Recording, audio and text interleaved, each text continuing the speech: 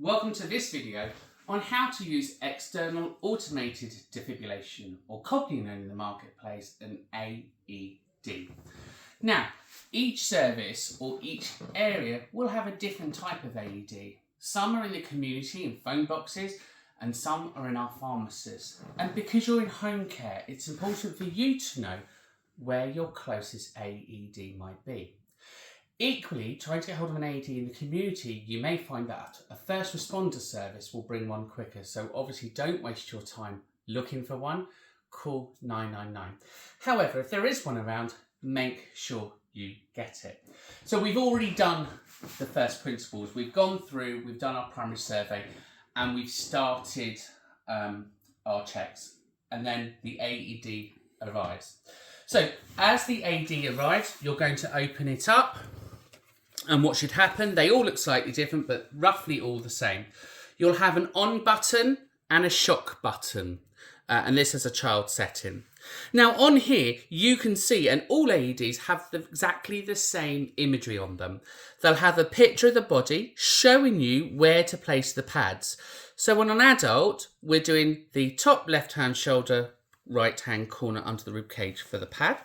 And again, on the pads here, you can see it shows here where to place it and here. And that's because on these pads, they have electrical sensors that send the shock waves through. So it's important you get the pads in the right place, because what the pads do, they connect from here to here and they send the shock through the heart. So it's like an electric shock going through. And if you remember in the last video, we talked about normal sinus rhythm and ventricular fibrillation, VF, where the heart's moving. Equally, we then have flat line. So flat line, I'm sure if you've seen in the movies, goes beep, and the heart is doing nothing. Now, contrary to belief, a defibrillator will not start a stopped heart. So if the heart is flatlining, you're going to have a problem. So go back to CPR. Now, you're not going to know this because you're not an AED machine. But when you put the machine on, it will talk you through a sequence. Just follow the instructions. If it says shock not advised, it is because the heart has stopped. So in your mind, just be prepared for the long haul here. If it says shock advised, deliver shock, it will flash and it will say deliver.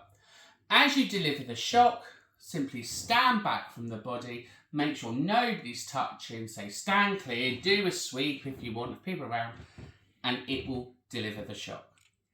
So let's run through that sequence and what it might look in a real life situation.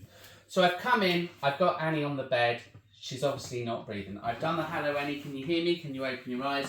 I've done my airways and breathing. And here I've pulled out and I say, can I get some help? And somebody's brought me the AED. So the first thing again to remember is to remove the clothes and then push everything to the side. So what we don't want in bra straps are the metal straps near the patient. So remove that away. Again, if there's two of you, one could be doing CPR while the other one's doing this. If not, go straight to the defibrillator. Turn it on. Adult patient. If the patient is a child, press the child button. Which is that one. Remove clothing from the patient's chest. Remove packet and apply pads onto patient's bare skin. So here you can see. Apply pads as shown in the pictures. So there. Press pads firmly on skin. Apply pads as shown in press pads firmly on skin. Do not touch the patient. Analyzing heart rhythm. So it's trying to pick up that VF. Do not touch the patient. Analyzing heart rhythm. Shock advised. Do not touch the patient. Everyone clear. Press the flashing shock button. Shock delivered. Begin CPR. And in. And you can hear 10,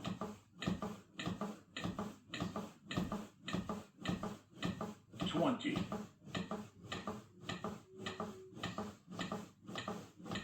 30. Give 2 breaths.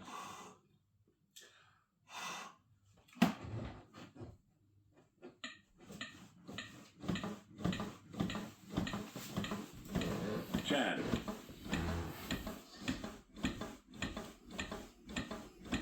20.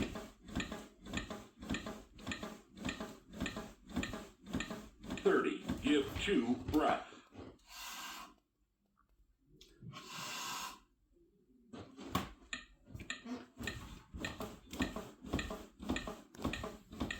10.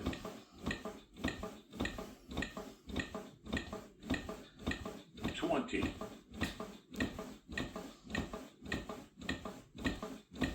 30. Give 2 breaths.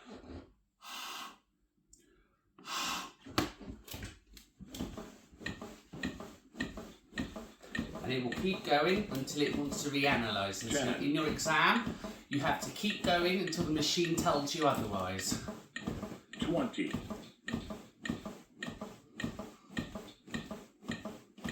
30. Give 2 breaths.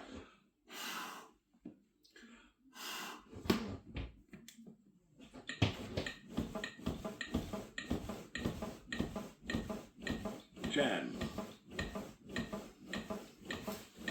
And on this skilled machine, you can see the lights 20. are there.